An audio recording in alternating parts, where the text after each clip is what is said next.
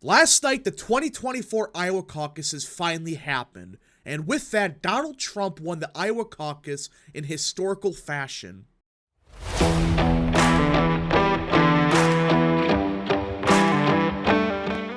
What is up, people of the internet? It is me, Real American, back in with a new video, and today, it is time to talk about the 2024 Republican presidential primary, because everyone, we finally had it. After many years of waiting, it finally happened, the 2024 Iowa caucuses. And to say that this was a historical victory by Donald Trump would be an understatement. This victory by Trump broke every single historical norm we know of Iowa. I mean, everything. And it also debunked every single conspiracy the Simps on Twitter were pushing that secretly the polling is all fake and Trump is going to lose Iowa. They're trying to stop DeSantis. Well, how did that go? Now, before we continue with today's video, I hope you enjoy these type of videos. If you do, smash the like button down below, subscribe, share with your friends, hit that little bell, follow the social media accounts in the description down below, and of course, join the channel today. Guys, just for $1 a month, you can join Real American. This is the best way to support the daily content that we all know and love. So I hope and recommend you join the channel today. Now, before we continue with this postmortem, all I could say to these DeSimps is, we told you so. I mean, you clowns have been pushing this conspiracy for a year. That, DeSantis was gonna win Iowa because Trump is unelectable and it's all a conspiracy. How did that go for you? A 30-point defeat, despite spending hundreds of millions of dollars just on Iowa. Despite getting the endorsements of basically every state legislator. Kim Reynolds, Bob Vanderplaats, you touted all of them. And you barely took second.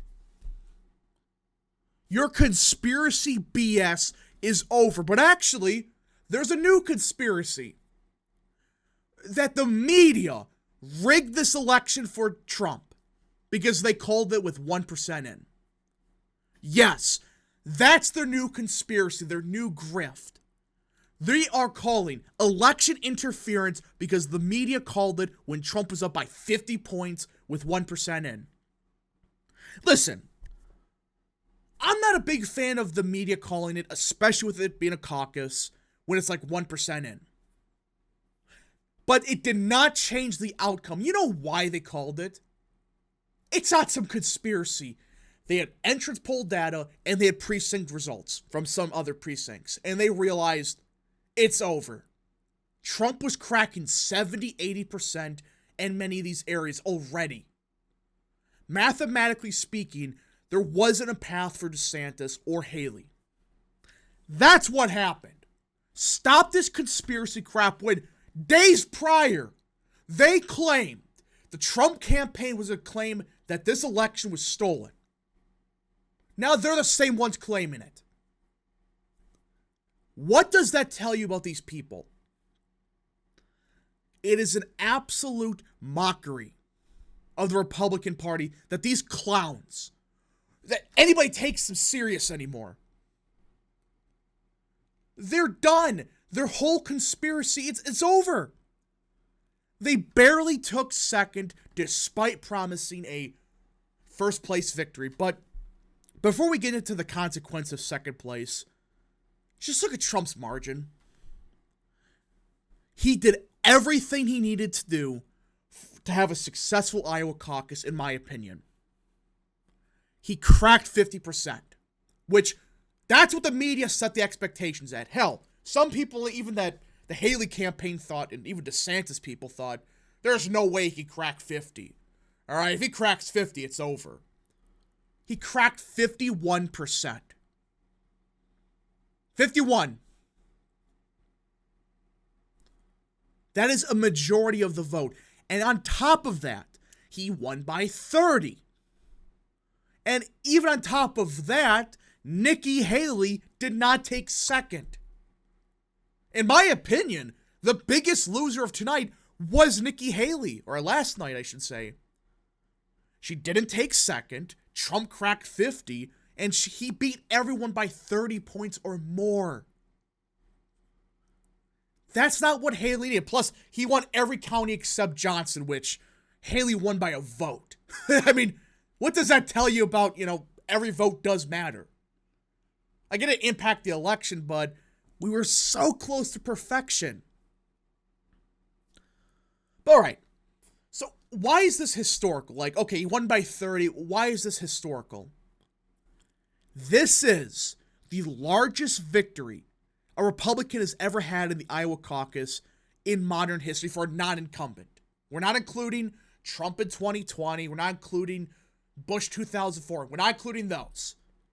For a non-incumbent, he cracked 50%, won by 30, and won almost every single county.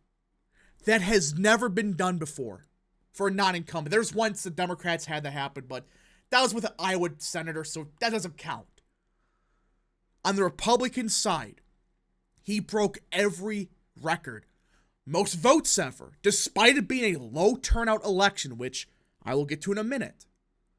He got more votes than Ted Cruz got, which Ted Cruz had the record for the most votes ever in Iowa caucus, I believe. It was like 40-some thousand. Trump broke that despite it being really bad turnout. And let's talk about the turnout for a second. If you thought we were going to have 300,000 votes or whatever, you're delusional. It's a caucus. It's going to have lower turnout. Plus, the weather did play a factor. Which, funny enough, all these people were saying for weeks that the weather was going to stop Trump. Now they're saying, well, it's too low of turnout, doesn't matter. Really? It was low turnout, but we were expecting that. And still, Trump broke every record a Republican has. Most votes ever, just raw votes. Won the highest percentages ever for vote share. Largest margin of victory. It was a landslide. In a historical sense and just in a modern sense. Every single part of Trump's victory was a blowout. But now you got DeSantis essentially saying, we shocked the world. You took second. Congratulations, you outperformed polling, which I thought was going to happen. You outperformed polling by a couple of points. You took second. You saved your campaign for now, but congratulations, you lost by 30. He did what he needed to do, crack 20% and take second. But it still isn't enough when Trump cracked 51%. Nikki Haley's just Nikki Haley. And Vivek Ramaswamy, he underperformed. I thought he was going to outperform expectations. He didn't. He still got 8% or just under, which for being a nobody a year ago, that's impressive. But he sadly dropped out of the race after underperforming expectations and endorsed Trump. So, with all that in mind, what else is there to talk about other than Trump won in a historical landslide in Iowa for a non-incumbent? And DeSimps on Twitter have lost their frickin' minds. Stop this crap. There's a conspiracy that they're trying to steal it from DeSantis. Okay, let's say a couple thousand voters, they saw that Trump won the Iowa caucus and decided not to vote. Okay, how many of those voters were going to vote for Trump? You're making it sound like it's only DeSantis voters. How many of them would have voted for Ramaswamy, Nikki Haley?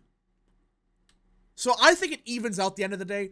Again, it is a caucus. They shouldn't have called that early, but when you have interest polls have him at 52% and he's getting 70% in some of these areas, yeah, it's over. So with that in mind, what's next? Well, if you look at the map for the primary, Trump got 20 delegates roughly. Nikki Haley got around 8. Ramaswamy, he dropped out. He still got 3. And Ron DeSantis got around 9 in Iowa. So DeSantis, he held on to second somehow, but he did get second place despite all the narratives. We got New Hampshire next. And I'm gonna say right now, I think Nikki Haley's gonna fall a little bit. I think she gets second still, but with Ramaswamy endorsing Trump, those voters are gonna break for him heavily. And I think Haley underperformed what everyone thought she was gonna get. Everyone thought second place. She took third in Iowa. And I know Iowa and New Hampshire, they're not the same, but I think DeSantis does pick it up a little bit. He does gain some of Haley's support from New Hampshire, but he's still not going to take second at that point. So then you got to look at Nevada, which Haley's not even on the ballot for. South Carolina, that's winner take all. Trump's going to win that. You know, you just start doing the math and you realize this was a historical defeat, and I really think it kind of took the air out of the room for the other candidates, because everyone thought, you know, if he wins by 30 and gets 50%, just a couple weeks ago, they were talking about that. If he gets 30 point victory, gets over 50%, there's no way.